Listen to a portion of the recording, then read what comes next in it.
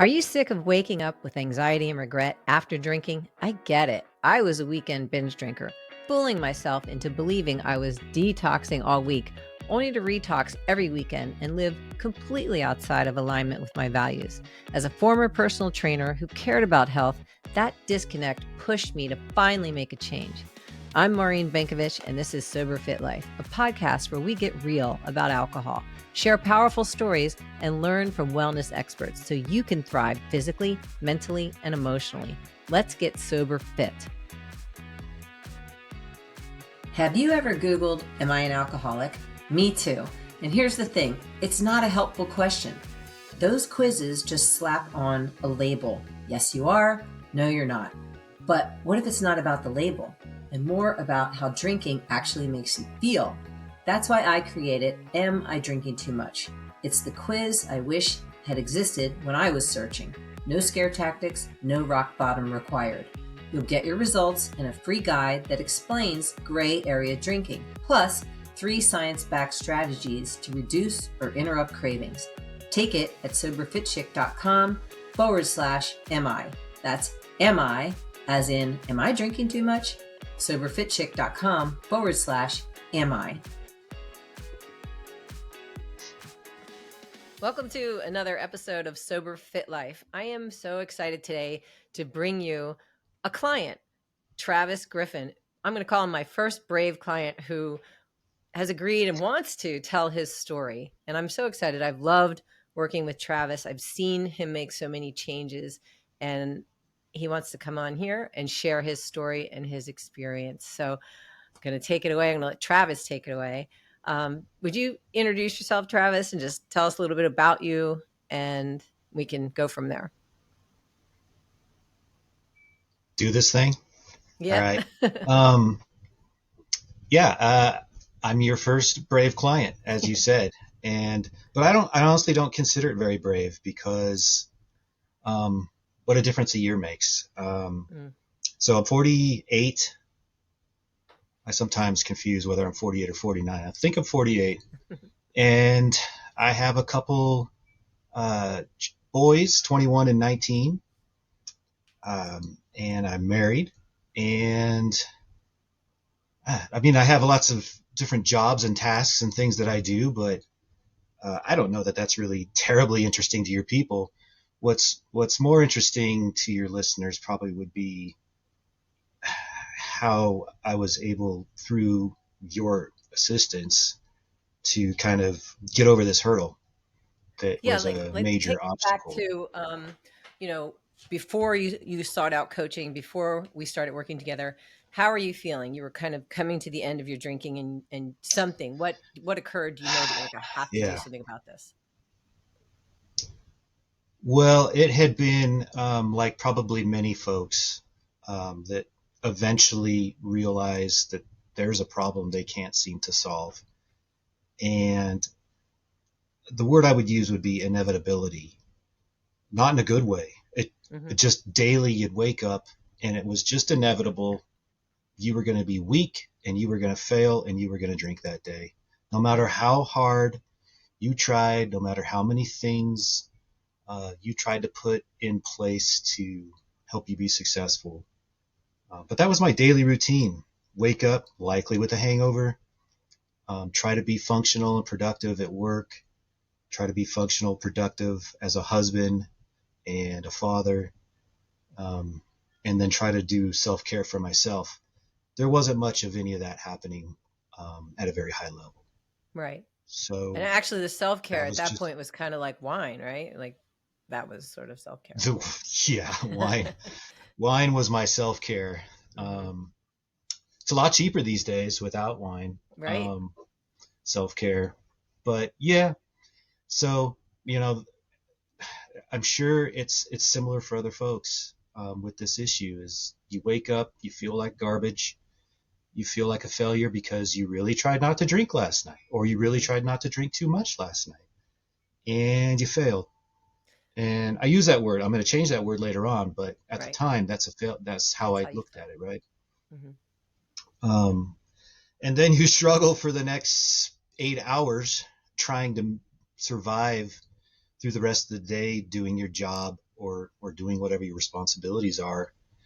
And all you could do at the end of that 8 hours is start thinking about, man, I need to start drinking again to get past this anxiety that's built up, this inevitability of failure.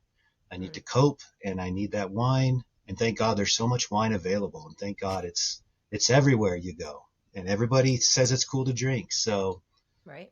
we're all good here. And that was just a daily kind of routine, and it'd be getting worse and worse throughout the last couple years. Um, I had numerous times tried to just will myself to stop drinking. Mm-hmm. And, consistently, when the most you can go without drinking is 4 days, at least in my case, for me, that was recognition of a larger issue. And, that when you're drinking and you're in the fog of war, Yeah. you can't do self-analysis. You have no awareness of why you're truly drinking. You certainly can't work on yourself. Man, I was in therapy. Not for drinking, but I mean, I've been in therapy for years. I'm a big advocate for therapy. I have a psychology degree, so I love everything about self-analysis and really digging into why certain human behaviors occur. But at the same time, I had this thing that I couldn't shake. Now, my life, and we might get into some of that, was full of heightened responsibility, I would say. But Yeah, it's I'm gonna probably no jump different in from right anybody there. else. Yeah, I just want to say you're describing, you're like 95% of the population. You're high functioning, you're busy, you're educated, you do take care of yourself, you were going to therapy, you were, getting your workouts in here and there. Um, People wouldn't look at you and say, Travis needs to go to rehab or he needed medical intervention, but you Right. knew, you were Yeah. aware that you weren't Yeah. living up to your potential. That's definitely that gray area drinking category that we always talk about. Yeah. That's perfectly said. It's which is part of the problem, I think, in Hmm. society, is that you're always aware of that person who overdoes it at a party or out in public Right. or whatnot. You're always aware, oh, that person's got a problem. Hmm. But like you said, 95% of the other people, they may not ever really get to that point. But when they get home, if they haven't driven drunk and died on the way there, Hmm. um, when they get home, it's survival mode. And that's the part that nobody else sees. Right. Um, I've got I've got a lot of friends that drink socially or occasionally, and for the most part, um, when I would be with them, there was no there was nothing that stood out as like, oh my God, that person's got a problem. Man, what's my problem? Why can't I hold this liquor? Why can't I say no? And then I'd go home and stew about it and feel like garbage, and um, that So only you were compelled me to feeling, drink more. Just to, yeah, that would compel you to drink more. You come home by yourself and then you would drink more yeah. because you felt bad. Oh yeah. Yeah. It's kind of like the what Yeah. the hell effect. What the hell? Should Yeah, the drink sunk more. kind of a sunk cost, right? Well, I've already drank this much. Right. I'll stop tomorrow. I'll do Hmm. better tomorrow. But it looks like I've got another 2 hours on my clock, so let's go ahead and get some more in because that's not technically tomorrow. Right. And that didn't do you any favors. And then the No. next day was even worse. Right.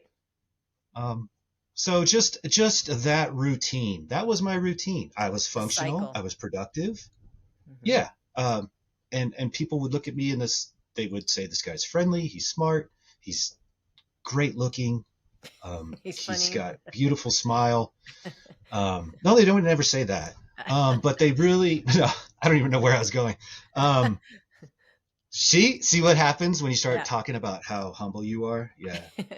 Well, Um, so you're in this cycle. You were in it for years. I know you were feeling really bad about yourself.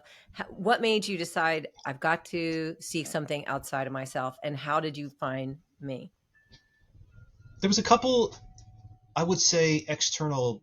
I use the word pressure lightly because I don't. This wasn't a ultimatum from external forces. It was never like that. It was always, care and understanding, at least in my mind, or that's what I told myself. They're not giving me ultimatums. And what I mean by they is, I used to not. I started drinking very late in life, mid 30s, kind of after my first marriage ended, not because of drinking, but and I started. I've actually heard some of your other guests talk about the same kind of thing, where it's like a second life, and they go all in, right? That like the life they've never felt like they had. Maybe they got married very young, or they were in school, or whatever it might have been.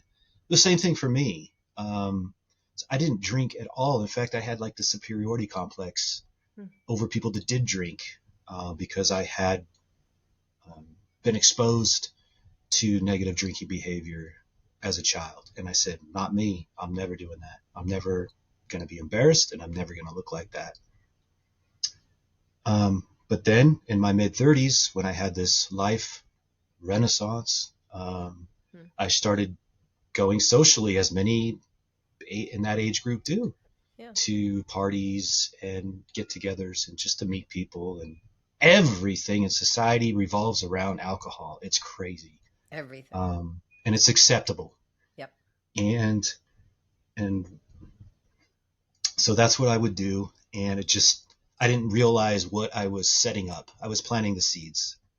And then a decade later, drinking had become a routine part of life, both socially and at home, sometimes on my own. When I started really knowing I had an issue is when I started hiding and sneaking and replacing bottles of wine with the exact same bottle of wine before, my wife would get home. So, I mean, those are signs that other people have probably, maybe they haven't done, hopefully, but when you start recognizing those signs, it's such a psychological punch in the face, because you just have no empathy for yourself. Yeah, you do these actions and you just think you're the worst, and then you get right back into what you said, that sunk cost. Well, screw it, might as well finish this bottle off. I don't want it half visible. Then she's gonna know that I opened a bottle of wine. But if it's completely gone and I've hidden it, she'll never know. Meanwhile, I'm friggin' drunk because I had 3.5, 4 glasses of wine. Right. Whatever. Right. You're just I think stupid. a lot You also of us do fool really ourselves like stupid that. things. Yeah. Well, yeah, we fool ourselves. Yes. After the first glass, you're already not thinking right, and then the alcohol creates a desire for itself, so you want to drink more. And especially, and we talk about this a lot, when you link it to sadness, trauma, stress, that kind of thing, then it starts to become this routine. But so you're in this cycle, you're feeling this way, feeling terrible. And how did you find me? This is a kind of a funny story. So I want you to share. You were listening to podcasts, but I think you're listening for your wife. I was. I love my wife, and she's a physician, and she desperately wanted to leave corporate medicine, had for many, many years, and start her own business, which she had recently done, and started a med spa. And I had seen a tremendous change in her mindset and her happiness and her dream. You could tell that she was dreaming again, rather than her daily routine of going to a workplace she didn't want to go.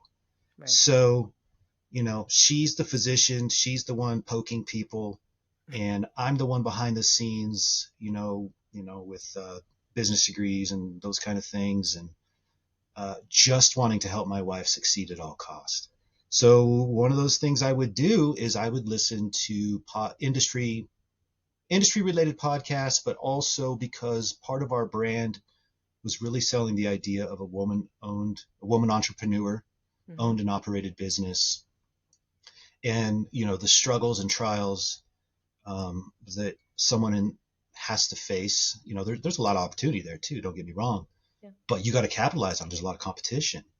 But to see my wife want to try to succeed in that in that realm, I wanted to do everything in my power to learn how to help her do that. And one of those things was just listening to podcasts. One of the podcasts, and and I would listen to podcasts about women entrepreneurship. And this was a doctor's podcast I was on. A female doctor, Dr. Sarah Poldmay. Shout Yeah, out to her. And it was about women's health, and she's like an alternative medicine doctor. And I think we were even talking about menopause on that specific episode. my favorite subject. I mean, I can't get enough of it. I mean, that was probably my third menopause thing in a row. And then your voice, and I knew this one was different. So when you were listening to it, you told No, me I that don't. then you shifted from listening for your wife to, wait a minute, what this coach is saying here, I'm starting to relate to. Yeah, but let me back up. Yeah. Let me back up just one little piece. I had a pretty vast queue of podcasts that I had downloaded and tagged to listen to. And this one was just one of the many that were there. And alcohol, I don't remember the exact title of the podcast, but alcohol was either in the title Right. or the little brief description. I don't know if it was the physiology of the impact of alcohol. I don't remember exactly what it was, but this podcast would constantly, be on my thing as I'd scroll through them. And there was something in me that kept not wanting to click it because I didn't want to, like we'll talk about, I'm sure you've probably talked about on many podcasts at this point, holding that mirror up to yourself is maybe one of the hardest things to do, metaphorically. It's the And awareness. I felt, I don't want to push this thing. I don't want to know. I don't want to know. I want to know, but I don't want to know. Uh-huh. But ultimately, I got through my true crime stuff, and I'm like, all right, I'm going to do it. I'm going in. And so I clicked it, and I was just kind of vaguely listening. The idea that you had been a personal trainer, and you guys are really talking about the science, blood-brain barriers and stuff like that. And that stuff excites me because I really, truly, definitively love that stone hard facts of science, right, and studies and peer-reviewed information. And you and her had a very cerebral conversation about I think it's the first time I'd heard alcohol equated to a toxin. I think you probably said that. Yeah. And at that point, I really tuned in and started listening how your story, first off, working hard, watching the hypocrisy or the irony of watching what you eat all week and doing 150 grams of protein daily and working out and just getting all buff. And then Friday comes along. All right, it's party time. I'm going to binge drink until Monday or whatever it was. Mm-hmm. I'm like, I get that. I understand that. So it gave you a sense of credibility that coupled with the idea that you're a woman entrepreneur on a woman entrepreneurs podcast and talking about the science and the physiology behind the impact of alcohol. I was like the perfect, it was like the hat trick for me. I mean, those are the three, it was meant to be. Yeah. So I listened to that and I went home and told my wife that night about that podcast and that I was kind of excited. Like, I think she could help me. If nothing else, she might have some pointers. Again, at this point, it was the first hope I think I've had in years. Because, again, that word inevitability was it was my mindset. Inevitability of failure. I'm going to fail. I can't go more than 4 days. And it's a struggle, just those 4 days. All the things that you think you're supposed to do to stop weren't working. Right. Because they probably don't work in general anyway, unless you start really picking at the core root of the causes and stuff. So that is why I selected you. It just, everything lined up. Science, experience, in the same, trying to make it in this world on your own as a small business owner. My father was a small business owner, and I just have a lot of empathy for how hard it is to go out and do something you're passionate about. so I could hear the passion, and yeah, the rest is Yeah, history. I love how supportive you are of your wife's business and women entrepreneurs. And, we would talk business too in our coaching. But so I guess what you're saying is you had tried willpower, you had tried to make it happen and it wasn't happening. And then you'd go into that cycle of feeling bad, drinking again. And so when we started working together, we did go to that core, right? We started breaking it down and we started talking about why you drink, because it's rarely ever the alcohol itself, it's what's behind the alcohol. What are you numbing from? What are you running away from? What are you resisting? Kind of thing. And Yeah. you were so open. I mean, your willingness to be vulnerable and share and do the work, it just always impressed me. And that's why you're doing so well. But why don't you share, your experience of coaching and how that started to transform you and change? Well, at least I've never been with another alcohol cessation coaching method, so I don't know. But your version is very, I want to say regulated, but very, um, I don't know, it's very agendized. Mm-hmm. You have an agenda, and you might have to go different ways to get to where you want at the end of that coaching session, but you have a plan. And, I don't, speaking only for myself, super hasty generalization here. When I hear someone is a coach, um, I I don't have, my first thought is not credibility. All right. So, and I've met a lot of people that are coaches of a thing that they seem like they're shooting from the hip throughout everything. But your style was not that. It was clear from day one that your experience and your education really informed how you were going to help guide this process. So I registered that right away. It was exactly the mesh that I needed, Mm-hmm. because I bought into you pretty quickly. Certainly by the second one, I was like, all right, I think I can do something here. So we had the free consultation, which is a great way to just find out if this is If we're going going to to do, click. and that's always the hardest first thing. Yep. I felt hopeful when I was excited. I was actually excited when I signed up for that. That's great. And because it was just so hopeless without it.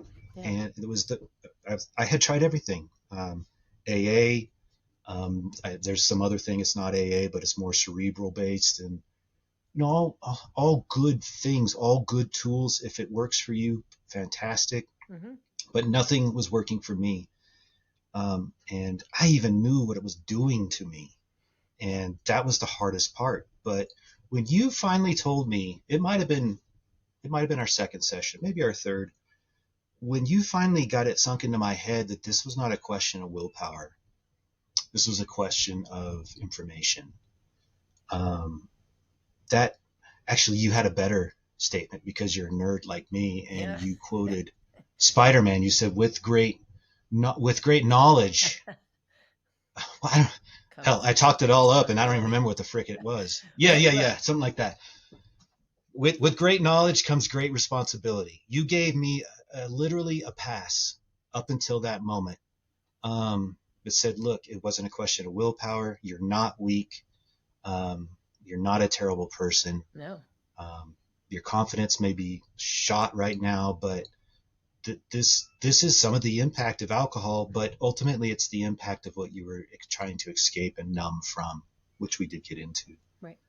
But when you said, hey, once you learn that this is not willpower, once you learn about, how that toxin is integrating into your system and how much your system now has to work to get that toxin out, and you're going to fatigue and you're going to do all these other things that your body and mind could be doing productively or pro-socially, those things are out the window now because your body's working on trying to rid yourself of these toxins. And if you overdid it, like I did every night, it's really working hard. So there didn't leave much left. No wonder I was exhausted. No wonder I had no self-care. No wonder I would piss my wife off. No wonder I would embarrass myself in front of my children. I had no mental or physical energy left to give. So when you told me that, great, all right, now you know, give yourself a pass, we're moving on. But now that you know, it's up to you to do something with it, or it's up to you to make the choice of how you're going to deal with that knowledge. And so from that day on, I feel like it really became a viable solution. Yeah, you can't unsee it or unknow it once we start talking about how alcohol affects your brain chemistry, how it takes up so much mental real estate from the morning when you get up and beat yourself up about why you drank, and then you start thinking about drinking again, and then you try to manage your drinking. It's so much thought into it. So when you learn that compiled with the science and why you're doing it, then you can make an informed choice. Then you can say, is this in alignment with the person I want to be? And then we can start working on the tools to help you replace alcohol, because when you remove alcohol, you have to replace it with other things to regulate your central nervous system to help make you feel better. And you did those things. We would work on them, and you would come back and tell me what you're doing. And as a matter of fact, one of those things was working out. Yeah. You always wanted to work out, and you were sporadically doing it, but you really started building back into your workouts. And I'd love to talk a little bit about that, because Travis sent me a picture. I asked for a headshot for this podcast. He sent me a picture from 2 years ago. And I said, no. We need an updated one, because you don't even look like that anymore. And he just sent me another one. It's drastically different. So can you share, what has changed for you? Everything from body composition, weight, to cardiovascular health, to your desire to work out and eat right. Wow. Yeah. Where to begin on that? I'm 48. I am limited on how much I can lift. I am limited on how much cardio I can do. But when you're really limited, mm-hmm. when you have a hangover and you've lost 6 days of your workday, 6 hours of your workday just trying to survive, mm-hmm. and there's no time to effectively work out. There's no time to improve yourself. And I'm sure you can speak to it better, but when you work out, at least for me, that was my time. It became my self-care. No one bothered me. I built a little home gym. I started doing it during COVID, and I just kept adding on, and it's super cool now. And I could spend all day in there, and I would just love every second of it. Not that I could, because I'd fall apart in multiple pieces, but I do strength training 3 days a week. I got into boxing cardio kind of efforts 2 to 3 times a week, and I upped my step count. And I could do all these things because, like we talked about, my body was no longer spending time fretting. Yeah. Either guilty about the night before or fretting about the upcoming night. Right. It was all it was. It was 12 hours of one and then 12 hours of the other. Yeah. A lot of mental real estate, meanwhile, a lot of body working on it. A lot of real estate, a lot of mm-hmm. computer function being spent on lamenting and pining, or whatever that is. Yeah. And when all of that is now gone, you have grace was something you helped me truly learn. I'd heard that. Give yourself grace. Give yourself grace. Blah, blah, blah. It doesn't mean anything until you get it. Right. And it took me a while to get it. A lot of things just are words of advice. But when you truly accepted that you're an imperfect soul and you forgive yourself for doing what every other human has done in some fashion or another, and you look and see the Matrix, which we'll talk about, I'm sure. Yeah. So many. I just want to interrupt you because you covered so many good things there. So I just want to let people. Sorry. No. Because Travis and I can talk like forever. You changed your body composition, and also I want to make it clear to everybody. Sexy. Yeah. We were talking about how sexy I was. That's right. I want to make it clear to everybody that he didn't just like all of a sudden start doing 3 days a week boxing and 3 days a week lifting. No. This was a transition, and as he stopped drinking and healing, he slowly ramped up. And at first he had to deal with the fact right? That your body was healing, and it felt hard. It's not like it was Yeah. easy overnight. You were persistent though and kept putting one foot in front of the other and slowly built out your fitness regimen. And I also remember in the beginning when you stopped drinking, Pop Tarts were a thing for you, like lots of sugar, lots of sugar. Oh, hell yeah. And I would say, you know what? Yeah. That's for right My now, kryptonite. that's okay because you were getting so much sugar with alcohol, your body's looking for it in another way. You know, sugar and Yes. alcohol run the same reward pathway in the brain. Have the Pop Tarts right now because the number one thing was to stop drinking. And then eventually you phased out the Pop Tarts and started eating healthier. And so just tell everybody your change in body composition and weight and everything because you've just done an amazing job. Yeah. So, and you're right. I want to be honest and transparent. Mm-hmm. That first couple of months, as I dropped the alcohol, and I mean dropped, I did it in a way. You were giving me more grace. Mm-hmm. You were allowing me to make the decision to taper. I felt that was not going to work for me, so Right. we just stopped. Mm-hmm. But yes, I replaced that with sweets and sugar, and man, Pop Tarts. I eat Pop Tarts like I drank, Brunello or something like that. That they were coming every shape, size, and flavor, and I definitely put on weight. And you're right, I replaced that sugar with another sugar, At but it was first. the lesser of two evils, Right. right? At first, and then the Pop Tarts left. So yeah, I was about 235 ish, 230 in January last year, and I'm at 220 now, but my body fat percentage dropped 9%. Wow. Um, and I'm down to 21% body fat, which I'd never remotely been close in my entire life. And I just love it. I feel great. There's so many good side effects of not having alcohol. It's not even Yeah. funny. And It's it's every crazy. aspect of your life, your Yeah. relationships, everything. So yeah, I'm super sexy now, obviously, as your viewers can see. But yeah, I lost a little bit of weight, but I really replaced the weight with muscle. You got lean. And You're very lean. I got lean. Cut. I Yep. got to get new clothes, Mm-hmm. and I Good. just feel great day in, day out. Yeah. So Travis is now at a year alcohol free. I want to make sure everybody understands that we've been working Oh together yeah. over this time period, and he has done this consistently over time, taking all the steps. And we would also work through his cognitive, his thoughts and beliefs around alcohol while we were working on the physiology. And one of the things you just brought up was the Matrix. And so Travis and I are both sci-fi geeks, so we we related over that. And one of my favorite analogies is the Matrix. If any of you are listening and know the Matrix movie, and Neo, he got out of the Matrix and he saw the truth of what was going on inside the Matrix. So I always say to Travis and many of my clients who get it, you have stepped out of the Matrix and you are now living a different life. And all your friends who are still drinking, that's what they want to do, right? They're still in the Matrix. But that's why you're starting to see things differently and feel things differently. And you don't want to go back in the Matrix. I ask people, do you want to go back in? No, I don't want to go back in. So then you have to No. learn how to Yeah. adapt like Neo, right? It's the perfect analogy, but I'll Yeah. be really honest. We talked about it for months, but it wasn't until about 2 or 3 months ago where it just finally clicked, because I really did feel like I had stepped out of a different life, and I was finally, I like to use the words in control loosely because who really is, Mm-hmm.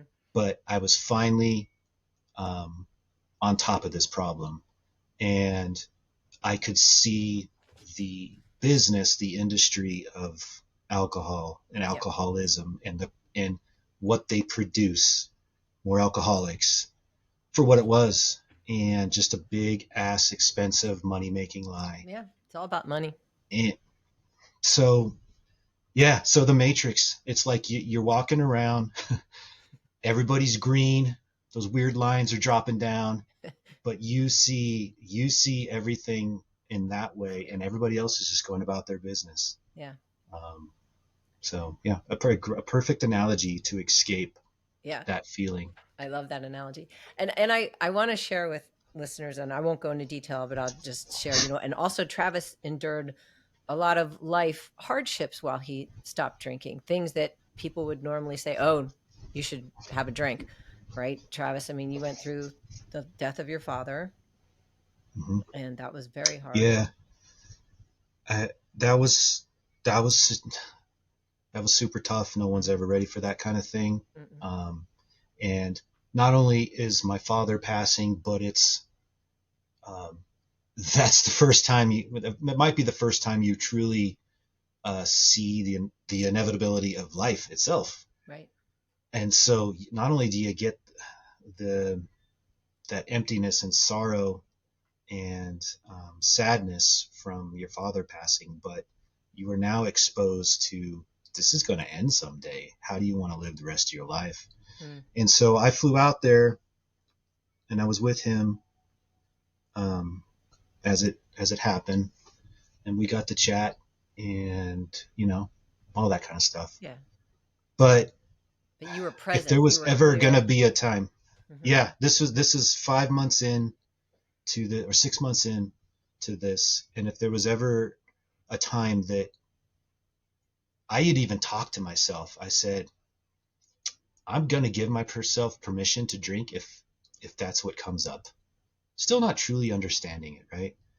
But if there was ever a time that was going to happen, it was going to be then.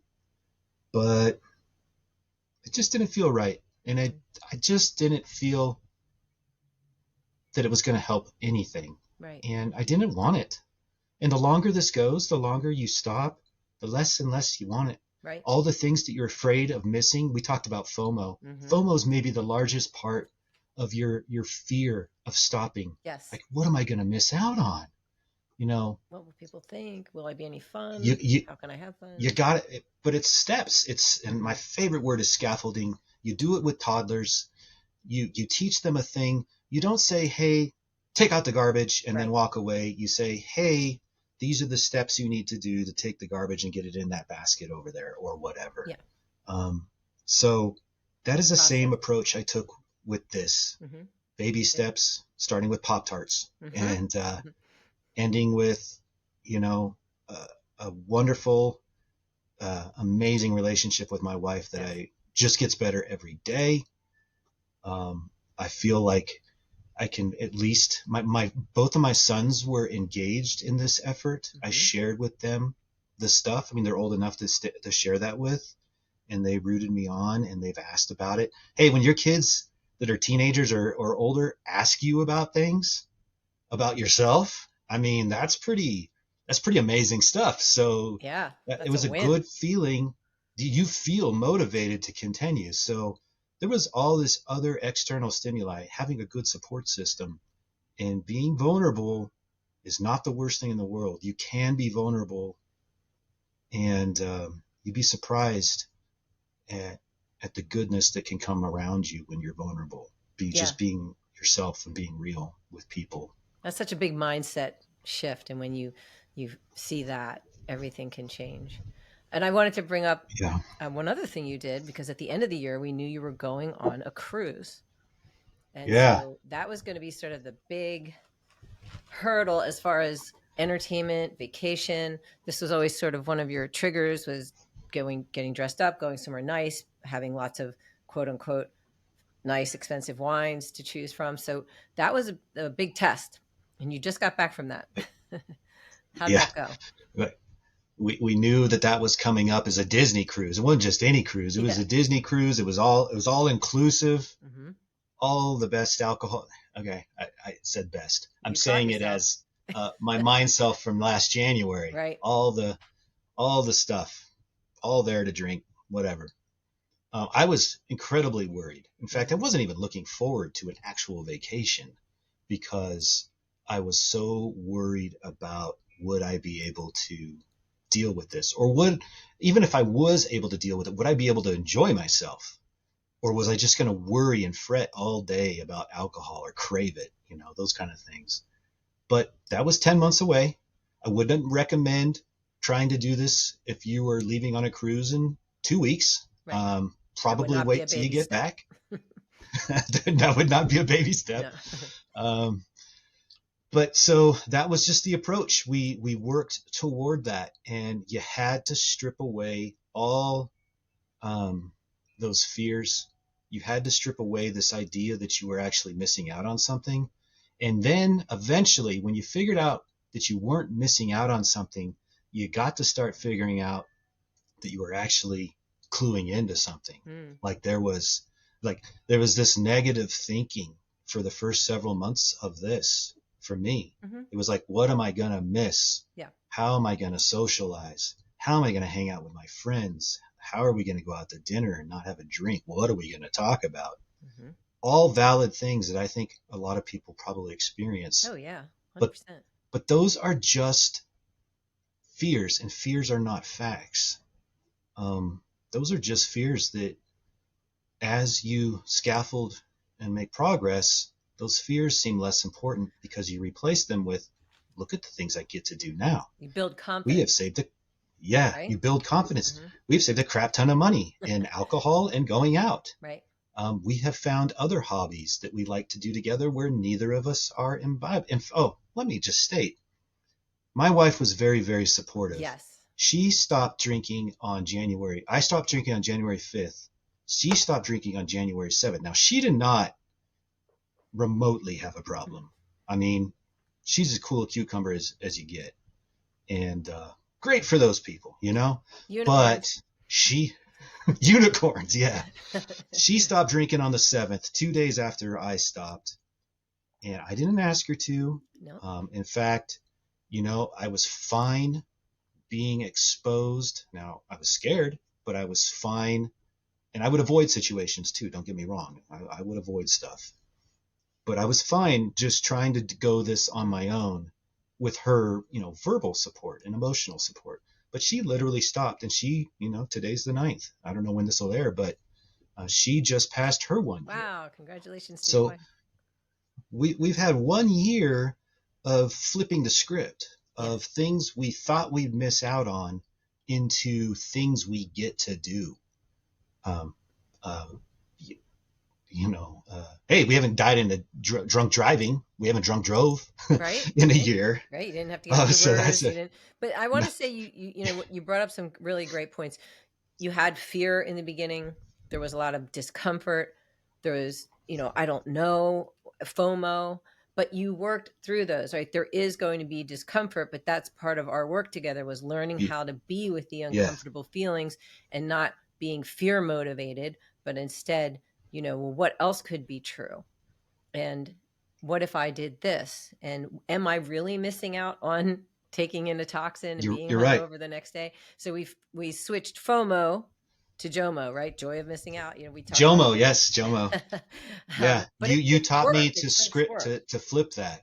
Yeah, for the first few months, it was fear based. Let's avoid while you're making slow progress. But once you get to that median point, and you start looking at that JOMO idea, it just definitely became a lot easier because you got to see through different eyes. These eyes were no longer covered by, how am I going to avoid drinking in this situation? 2, 1, do I even want to go to the situation? Yes. I went to those situations as an excuse to drink. Right. Do I even need to go there? Yeah. And oftentimes that answer is no. No, I want to do something else. Yeah. So a lot better dates with my wife, a lot more investment with her work, a lot more time for myself, and a hell of a lot better role model for my sons. But that didn't come right away. It just takes work, and it takes asking the questions or answering Maureen's questions, trying to strip away these fallacies that lies you have not only about yourself, but what you're missing, and how you're not a failure, and these kind of things. And that it will take work, but it gets easier. It certainly did. So what would you say to someone else who right now, especially in January, people are thinking a lot about changing their drinking, and why go through coaching instead of trying to just do it on your own or do an app? Well, first off, you can't do it on your own because you haven't to this point. Just go ahead and admit that you can't do it on your own. For the few unicorns out there that can, more power to them. They're the all-stars. But if you're listening to this podcast and you are still drinking, you probably can't do it on your own. So just go ahead and admit it. It's cool. There's probably 1 million people watching this right now, and 1 million people just hearing my story. I wish there was 1 million people watching right? this. Is it 1 billion? Oh yeah, I'm right up there. Okay. Don't be afraid to be vulnerable. Yeah. You don't even have to call Maureen. You don't have to talk to her on the phone. You can just go to her website thing and type in the consult, pick the date and time, block that time out on your calendar and just have a conversation. That's find out if this is going to be a good fit for you. Maybe it is, maybe it's not. But either way, you're going to have taken a step toward recovery right then and there, because that first thing you need to do is just admit that you can't do this on your own. And, I tried an app. I tried multiple apps. I tried tally marks. And once I got to 12 tally marks, I would spend some money on, I don't know, a nice shirt or something. No, I didn't buy a shirt. That's stupid. But I would spend my money on something cool. But that didn't work either. There was nothing to replace true knowledge and true core of why you were doing this in the first place. Now, she will help talk to you about, personal baggage and those kind of things. You share whatever you want to share. But she also can speak to that in generalizations too, because a lot of people may have different stories. Definitely. But the concept and the construct of it is the same. So just talking about that and knowing you're not alone and someone who's been through it herself just really validates that you're in the right place. If you've tried AA and it didn't work, and you've tried some of those other things and it didn't work, this is one-on-one. In fact, I just re-upped to do a group thing because I just want to be a part of a group. Not only have I learned how to do this, but I have learned that I care about individuals that are struggling with this. Yeah. And pass it on. You probably know 1 billion of those individuals. They just don't say anything. You just don't see it. But I'll bet you more often than not, the people that are in the same circles that are drinking and doing the same things you are, they're probably struggling as well. And one of those things I've gotten to do now is when I hear about someone struggling, I cannot wait to listen. I cannot wait to just listen and tell them they're okay. And I'm not trying to give them advice, just be a listener. So being able to give back pro-socially at the end of all this is probably the best part, because you want to help somebody else. Yeah, you want them to know the truth. So I understand why you got in the business. Yeah, exactly. So it's a great feeling to help people learn a thing. It is. I love it when I work with someone like you who puts in the work and shares and is willing to trust and be vulnerable. And you've transformed in every way.